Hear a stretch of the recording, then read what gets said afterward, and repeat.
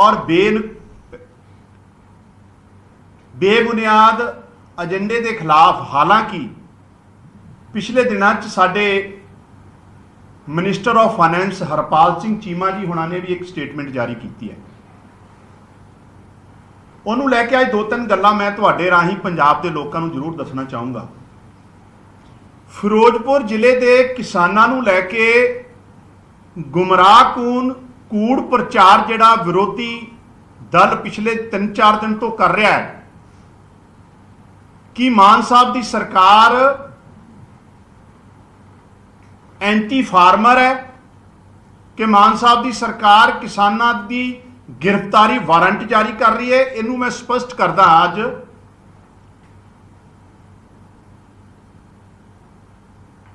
पंजाब ग्रामीण विकास बैंक द्वारा कुछ समन जारी होए सी पिछली कांग्रेस की सरकार ग्रामीण विकास बैंक जिहड़ा है उहदे कुछ जिहड़े कस्टमर सी, जिहड़े किसानी खेती नाल रिलेटेड लोग सी, उन्होंने लैके कुछ समन आउट गोइंग जिहड़ी चन्नी सरकार सी, कांग्रेस सरकार सी, उन्हें समन जारी कीते सी। और उहदे पिछे पूरी पृष्ठभूमि यह सी भी जदों कांग्रेस की पिछली सरकार बनी सी उदों कांग्रेस के लीडर साहबाना ने पंजाब के किसानों को इंश्योर किया सी कि कांग्रेस की सरकार बनते चाहे कर्जा आड़तीए का, चाहे बैंकों का, चाहे कोऑपरेटिव बैंकों का, सारा माफ किया जाऊगा। हालांकि लै दे के 5 सालों च कांग्रेस ने बहुत मामूली नाम मात्र जिहड़े आ करजे जिहड़े माफ किए, लेकिन प्रचार प्रसार इस तरीके नाल कीता कि पंजाब के लोग भी उन्होंने गल्लां च नहीं आए और पंजाब के लोगों ने उन्होंने सत्ता तो बाहर का रस्ता दिखाता। दिसंबर 2021 च चन्नी सरकार फिरोजपुर जिले नाल रिलेटेड कुछ किसानों के खिलाफ समन जारी कर गई सी, उन्होंने डिफाल्टर घोषित करते हुए, और साडे को उस समन की ते ओ जिहड़े किसानों की लिस्ट है, लिस्ट तो अलावा जिहड़े जिहड़े समन जारी होए आ, मैं मीडिया के दोस्तों को जरूर दिखाऊंगा, जिहड़े 2019 20 ईवन 18 च भी जिहड़े किसानों के खिलाफ कांग्रेस सरकार ने समन जारी किए सी, वारंट जारी किए सी, उहदियां कापियां भी साडे को अवेलेबल है और बैंक लिस्ट भी अवेलेबल है साडे को, जिहड़े जिहड़े उन्होंने डिफाल्टर लिस्ट च पाए आ। होया की है कि कांग्रेस ने पंजाब के लोगों को भंबल भूसे च पाई रखिया भी असीं किसानां दे करजे माफ करांगे, और कई थावां ते किसानां ने इस उम्मीद नाल कि आने वाले टाइम साडे जिहड़े करजे माफ हो जाएंगे, नहीं भरे होणगे हो सकता, लेकिन करतूत कांग्रेस की देख लो। दिसंबर 2021 च वो समन जारी कर गए, अरेस्ट वारंट जारी कर गए। मान साहब की सरकार बनने तो बाद कुछ अधिकारियों ने, ऑन रिकॉर्ड मैं ये गल कर रहा है, कुछ ऑफिसर साहबाना ने साजिशतन हो सकता है साडे विरोधियों के इशारे ते उन्हां चों कुछ समन रिन्यू करते, और जिस तरीके नाल ये सारा एपीसोड, सारा इशू मान साहब की सरकार और साडे कंसर्न मिनिस्टर हरपाल सिंह चीमा जी होना के नोटिस च आया, इमीडिएटली वो जिहड़े समन है वो विड्रॉल कर लिया। किसानों की अरेस्ट ते पूरी तरह रोक लगा दी गई है, किसी किसान की अरेस्ट नहीं होगी, किसी किसान की कुर्की नहीं होगी जिन्ना चिर कोई सरकार, पंजाब सरकार किसानों की बेहतरी लिए कोई अगला कदम नहीं उठाती। तीसरा इंपोर्टेंट पॉइंट, साडे ऑनरेबल फाइनेंस मिनिस्टर जिहड़े कि इस महकमे के भी मंत्री है हरपाल सिंह चीमा होना ने, जिहड़े ਕੰਸਰਨ ਆਫੀਸਰ ਹੈ ਉਹਨਾਂ ਦੀ ਲਿਸਟ ਵੀ ਮੰਗ ਲਈ, ਉਹਨਾਂ ਦਾ ਬਿਊਰਾ ਵੀ ਮੰਗ ਲਿਆ, ਔਰ ਉਹਨਾਂ ਤੇ ਵੀ ਆਉਣ ਵਾਲੇ ਟਾਈਮ 'ਚ ਪੰਜਾਬ ਸਰਕਾਰ ਐਕਸ਼ਨ ਲਊਗੀ।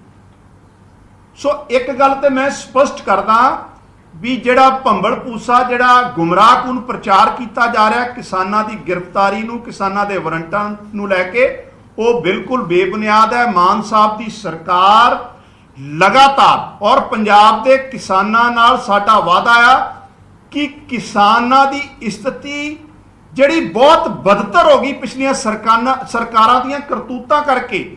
ਕੋਈ ਐਗਰੀਕਲਚਰ ਪਾਲਿਸੀ ਨਹੀਂ ਆਈ। ਐਗਰੀਕਲਚਰ ਸਾਡਾ ਬੇਸ ਹੈ ਪੰਜਾਬ ਦੀ ਇਕਨੋਮੀ ਦਾ, ਲੇਕਿਨ ਉਹਦੀ ਜ਼ਿੰਦਗੀ 'ਚ ਸੁਧਾਰ ਤੇ ਕੀ ਲਿਆਉਣਾ ਸੀ? ਹਮੇਸ਼ਾ ਇਹਨਾਂ ਨੇ ਕੰਡੇ ਬੀਜੇ ਆ। ਮਾਨ ਸਾਹਿਬ ਦੀ ਸਰਕਾਰ ਆਉਣ ਵਾਲੇ ਟਾਈਮ 'ਚ ਇੱਕ ਐਗਰੀਕਲਚਰ ਪਾਲਿਸੀ ਵੀ ਲੈ ਕੇ ਆਊਗੀ, ਔਰ ਸਾਡਾ ਸਪਸ਼ਟ ਮੰਨਣਾ ਆ ਕਿਸਾਨਾਂ ਨੂੰ ਇਸ ਸਥਿਤੀ 'ਚ ਲੈ ਕੇ ਆਈਏ, ਕਿਸਾਨ ਭਰਾਵਾਂ ਨੂੰ ਇਸ ਹਾਲਾਤ ਇਹੋ ਜਿਹੇ ਉਹਨਾਂ ਦੇ ਬਣਾ ਦਈਏ ਕਿ ਉਹਨਾਂ ਨੂੰ ਆਉਣ ਵਾਲੇ ਟਾਈਮ 'ਚ ਕਰਜ਼ਾ ਲੈਣਾ ਨਾ ਪਵੇ। ਮਾਨ ਸਰਕਾਰ ਇਸ ਜਿਹੜੇ ਏਜੰਡੇ ਤੇ ਕੰਮ ਕਰ ਰਹੀ ਹੈ। ਸੋ ਇਸ ਕਰਕੇ ਇਹ ਬੜਾ ਬੇਬੁਨਿਆਦ ਤੇ ਗੁੰਮਰਾਹਕੁਨ ਏਜੰਡਾ ਹੈ, ਜਿਹਨੂੰ ਅਸੀਂ ਸਿਰੇ ਤੋਂ ਖਾਰਿਜ ਕਰਦੇ ਹਾਂ, ਔਰ ਇਹਦੇ ਲਈ ਪੂਰੀ ਤਰ੍ਹਾਂ ਪਿਛਲੀ ਕਾਂਗਰਸ ਜਿਹੜੀ ਸਰਕਾਰ ਹੈ ਉਹ ਜ਼ਿੰਮੇਵਾਰ ਹੈ। ਦੂਸਰਾ ਇੱਕ ਅਹਿਮ ਫੈਸਲਾ ਜਿਹੜਾ ਮਾਨ ਸਾਹਿਬ ਦੀ ਸਰਕਾਰ ਲੈਣ ਜਾ ਰਹੀ ਹੈ,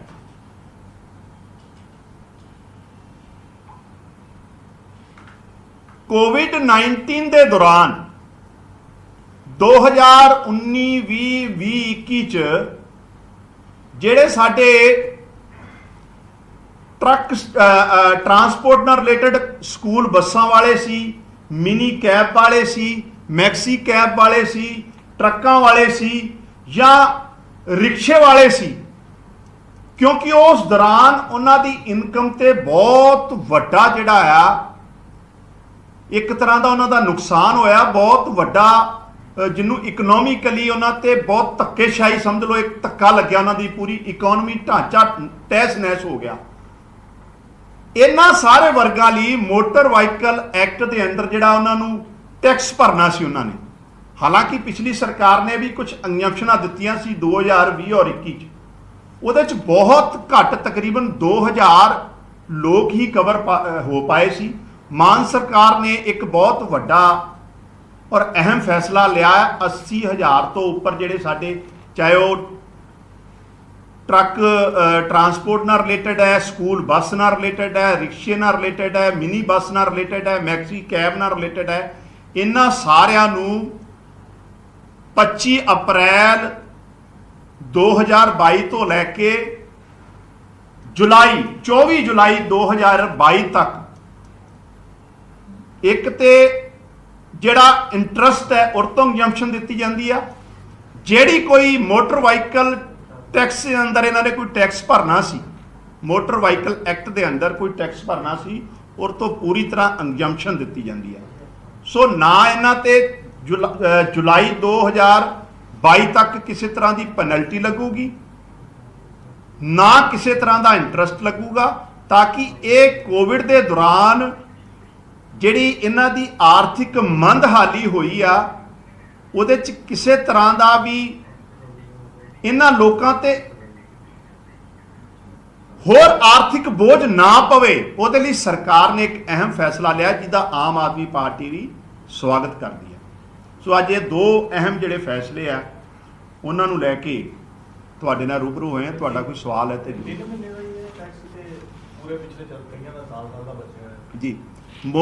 2019 ਤੋਂ ਲੈ ਕੇ ਮੋਟਰ ਵਾਹੀਕਲ ਐਕਟ ਦੇ ਅੰਡਰ ਕੋਈ ਪੈਨਲਟੀ ਜਾਂ ਇੰਟਰਸਟ ਕਿਸੇ ਤੇ ਵੀ ਲੱਗਿਆ, ਉਹ ਪੂਰਾ ਐਗਜ਼ੈਂਪਸ਼ਨ ਦਿੱਤੀ ਜਾਂਦੀ ਹੈ ਜੁਲਾਈ 2022 ਤੱਕ, 24 ਜੁਲਾਈ 2022 ਤੱਕ ਉਹ ਭਰਦੇ, ਔਰ ਤੇ ਕੋਈ ਇੰਟਰਸਟ ਨਹੀਂ ਲੱਗੂਗਾ, ਕੋਈ ਉਹਦੇ ਤੇ ਕਿਸੇ ਤਰ੍ਹਾਂ ਦੀ ਪੈਨਲਟੀ ਨਹੀਂ ਲੱਗੂਗੀ। ਆਪਣਾ ਜਿਹੜਾ ਬਕਾਇਆ ਟੈਕਸ, ਸਿਰਫ ਉਹ ਜਿਹੜਾ ਟੈਕਸ ਭਰਦੇ ਵਿਦਾਊਟ ਪੈਨਲਟੀ, ਵਿਦਾਊਟ ਇੰਟਰਸਟ ਜੀ। ਕੰਗ ਸਾਹਿਬ ਇੱਕ ਹੋਰ ਸਵਾਲ ਹੈ ਕਿ ਖਬਰਾਂ ਬੜੀ ਤੁਸੀਂ ਦੇਖੀ ਹੋਣੀ ਕਿ ਲਿਫਟਿੰਗ ਨਹੀਂ ਹੋ ਪਾ ਰਹੀ ਹੈ ਮੰਡੀਆਂ 'ਚ ਜੀ ਜੀ। 50% ਦੀ ਵੀ ਕਈ ਵਾਰ ਆ ਰਹੀਆਂ ਖਬਰਾਂ ਕਿ 50% ਤੱਕ ਲਿਫਟਿੰਗ ਹੋ ਪਾਈ, ਪੂਰੀਆਂ ਭਰੀ ਪਈਆਂ ਨੇ, ਇਹਦੇ ਬਾਰੇ ਕੀ? ਦੇਖੋ, ਮੈਂ ਇੱਕ ਗੱਲ ਦੱਸਦਾ, ਯੂਕਰੇਨ ਔਰ ਰਸ਼ੀਆ ਦੀ ਲੜਾਈ ਦੇ ਕਰਕੇ ਮਾਰਕੀਟ 'ਚ ਜਿਹੜੀ ਕਣਕ ਦੀ ਡਿਮਾਂਡ ਹੈ ਬਹੁਤ ਵੱਧ ਗਈ ਹੈ। ਉਹਦੇ ਕਰਕੇ ਪ੍ਰਾਈਵੇਟ ਪਰਚੇਜ਼ਰ ਜਿਹੜਾ ਆ ਬਹੁਤ ਵੱਧ ਰੇਟਾਂ ਤੇ ਕਿਸਾਨ ਤੋਂ ਸਿੱਧੀ ਪਰਚੇਸ ਕਰ ਰਿਹਾ ਹੈ, ਜਿਹਦੇ 'ਚ ਤਕਰੀਬਨ 5 ਤੋਂ 600 ਕਰੋੜ ਦੀ ਇੱਕ ਰਿਪੋਰਟ ਹੈ ਜਿਹੜੇ ਹਿਸਾਬ ਨਾਲ ਪਿਛਲੇ ਦਿਨਾਂ 'ਚ ਆਈ ਆ। ਔਰ ਡਿਪਾਰਟਮੈਂਟ ਦਾ ਵੀ ਇਹੀ ਆਬਜ਼ਰਵੇਸ਼ਨ ਹੈ ਕਿ ਜਿਹੜੀ ਪ੍ਰਾਈਵੇਟ ਖਰੀਦ ਕਰਕੇ ਕਿਤੇ ਨਾ ਕਿਤੇ ਉਹ ਸਰਕਾਰੀ ਕੋਟੇ 'ਚੋਂ ਪੈਸਾ ਨਹੀਂ ਜਾ ਰਿਹਾ। ਸੋ ਪ੍ਰਾਈਵੇਟ ਖਰੀਦ ਕਰਕੇ ਉਹ ਫਰਕ ਪੈ ਰਿਹਾ, ਨਾ ਕਿ ਕੋਈ ਸਰਕਾਰ ਦੀ ਅਣਗਹਿਲੀ ਕਰਕੇ, ਕਿਉਂਕਿ ਕਿਸਾਨ ਨੇ ਆਪਣੀ ਫਸਲ ਸਿੱਧੀ ਪ੍ਰਾਈਵੇਟ ਜਿਹੜੇ ਪਰਚੇਜ਼ਰ ਨੂੰ ਵੇਚਤੀ। ਇਸ ਕਰਕੇ ਜਿਹੜਾ ਸਾਡੀਆਂ ਸਰਕਾਰੀ ਏਜੰਸੀਆਂ ਦੇ ਰਾਹੀਂ ਉਹਨਾਂ ਦੀ ਪਰਚੇਜ ਹੋਣੀ ਸੀ ਜਾਂ ਪ੍ਰੋਕਿਉਰਮੈਂਟ ਹੋਣੀ ਸੀ, ਉਹਦੇ ਤਾਂ ਉਹ ਬਾਹਰ ਹੋ ਗਈਆਂ। ਤੋ ਇਹ ਖਾਮਖਾ ਸਾਡੇ ਤੇ ਐਵੇਂ ਇਲਜ਼ਾਮ ਲਾ ਰਹੇ ਆ ਕੁਝ ਸਾਡੇ ਵਿਰੋਧੀ। ਮੈਂ ਵੀ ਦੇਖਿਆ ਇੱਕ ਦੋ ਖਬਰਾਂ ਅੱਜ ਆਈਆਂ। ਸੋ ਇਹਦੇ ਤੇ ਵੀ ਬਿਲਕੁਲ ਸਪਸ਼ਟ ਹੈ, ਪ੍ਰਾਈਵੇਟ ਪਰਚੇਜ਼ਰ ਦਾ ਮਾਰਕੀਟ 'ਚ ਆ ਕੇ ਸਿੱਧਾ ਕਿਸਾਨ ਤੋਂ ਖਰੀਦਣਾ, ਕਿਉਂਕਿ ਕਣਕ ਦੀ ਡਿਮਾਂਡ ਮਾਰਕੀਟ 'ਚ ਬਹੁਤ ਜ਼ਿਆਦਾ ਹੈ। ਇਸ ਕਰਕੇ ਕਿਤੇ ਨਾ ਕਿਤੇ ਸਰਕਾਰੀ ਪਰਚੇਸ ਤੇ ਉਹਦਾ ਫਰਕ ਪਿਆ ਹੈ। ਪ੍ਰਾਈਵੇਟ ਪਲੇਅਰਸ ਆ ਨਹੀਂ ਰਹੇ ਪ੍ਰੋਪਰ ਔਰ ਸਿੱਧਾ ਨਹੀਂ ਅਠਾਉਣ ਵਾਲੀ 'ਚ ਦਿੱਕਤ ਨਹੀਂ ਆ ਰਹੀ ਕੋਈ ਬਹੁਤ ਜ਼ਿਆਦਾ। ਅਠਾਉਣ ਵਾਲਾ ਤੇ ਯੂਕਰੇਨ ਦਾ ਤੁਹਾਨੂੰ ਲੱਗਦਾ ਕਿ ਪਤਾ ਉਹਦੇ ਦੇਖੋ, ਯੂਕਰੇਨ ਬਹੁਤ ਵੱਡਾ ਪ੍ਰੋਡਿਊਸਰ ਸੀ ਕਣਕ ਦਾ, ਜਿਹੜਾ ਤਕਰੀਬਨ 30 ਤੋਂ 35% ਜਿਹੜਾ ਸਾਰੀ ਦੁਨੀਆ ਨੂੰ ਕਣਕ ਦਿੰਦਾ ਸੀ। ਉੱਥੇ ਲੜਾਈ ਹੋਣ ਕਰਕੇ ਮਾਰਕੀਟ 'ਚ ਕਣਕ ਦੀ ਕਮੀ ਆਈ ਹੈ ਵਰਲਡ ਲੈਵਲ ਤੇ। ਇਸ ਕਰਕੇ ਹਿੰਦੁਸਤਾਨ ਦੀ ਕਣਕ ਦੀ ਡਿਮਾਂਡ ਜਿਹੜੀ ਹੈ ਬਹੁਤ ਵਧੀ ਹੈ ਤੇ ਪ੍ਰਾਈਵੇਟ ਪਰਚੇਜ਼ਰ ਨੂੰ ਇਹ ਲੱਗਦਾ ਹੈ ਵੀ ਭਵਿੱਖ ਕਣਕ 'ਚ ਬਹੁਤ ਵਧੀਆ ਹੈ ਤੇ ਅਸੀਂ ਪਹਿਲਾਂ ਹੀ ਸਟੋਰ ਕਰ ਲਈਏ ਕਿਸਾਨ ਤੋਂ ਲੈ ਕੇ। ਕਿਸਾਨ ਨੂੰ ਉਹਦੇ 'ਚ ਰੇਟ ਵੱਧ ਮਿਲ ਜਾਂਦਾ ਹੈ ਤੇ ਕਿਸਾਨ ਨੂੰ ਵੀ ਲੱਗਦਾ ਮੈਂ ਪ੍ਰਾਈਵੇਟ ਵੇਚਦਾ। ਸੋ ਇਹ ਫਰਕ ਆਇਆ। ਅਦਰਵਾਈਜ਼ ਇਹਦੇ 'ਚ ਸਰਕਾਰੀ ਏਜੰਸੀਆਂ ਦਾ ਦੋਸ਼ ਕੋਈ ਨਹੀਂ। ਨਵਜੋਤ ਸਿੰਘ ਸਿੱਧੂ ਦਾ ਟਵੀਟ ਆਇਆ ਵੀ 7 ਫਾਰਮਰ ਦੀ ਡੈਥ ਹੋ ਚੁੱਕੀ ਹੈ ਤੇ ਕੇਜਰੀਵਾਲ ਸਾਹਿਬ ਉੱਥੇ ਭਾਸ਼ਣ ਦੇ ਰਹੇ ਨੇ ਹਿਮਾਚਲ 'ਚ ਜਾ ਕੇ, ਇੱਥੇ ਆ ਕੇ ਕਿਉਂ ਨਹੀਂ ਫਾਰਮਰ? ਦੇਖੋ, ਸਿੱਧੂ ਸਾਹਿਬ ਦੇਰ ਆਏ ਆ, ਦੁਰਸਤ ਆਏ ਆ, ਪਰ ਸਿੱਧੂ ਸਾਹਿਬ ਨੂੰ ਇਹ ਸੋਚਣਾ ਚਾਹੀਦਾ ਸੀ ਕਿਸਾਨ ਦੀ ਜਿਹੜੀ ਬਦਹਾਲੀ ਹੋਈ ਆ ਉਹਦੇ ਲਈ ਜ਼ਿੰਮੇਵਾਰ ਕੌਣ ਹੈ। ਪਿਛਲੇ 25-30 ਸਾਲਾਂ 'ਚ ਇੱਕ ਵੀ ਐਗਰੀਕਲਚਰ ਪਾਲਿਸੀ ਨਹੀਂ ਮਿਲੀ ਪੰਜਾਬ ਨੂੰ। ਪੰਜਾਬ ਐਗਰੀਕਲਚਰ ਯੂਨੀਵਰਸਿਟੀ ਜਿਹੜੀ ਸਭ ਤੋਂ ਵੱਧ ਰਿਸਰਚ ਕਰਕੇ ਪੰਜਾਬ ਦੀ ਕਿਸਾਨੀ ਨੂੰ ਕਿਸ ਦਿਸ਼ਾ 'ਚ ਲੈ ਕੇ ਜਾਣਾ, ਉਹ ਫਾਈਨੈਂਸ਼ੀਅਲ ਕ੍ਰਾਈਸਿਸ ਨਾਲ ਗੁਜ਼ਰ ਰਹੀ ਆ। ਸੋ ਜ਼ਿੰਮੇਵਾਰ ਤੇ ਪਿਛਲੀਆਂ ਸਰਕਾਰਾਂ ਆ।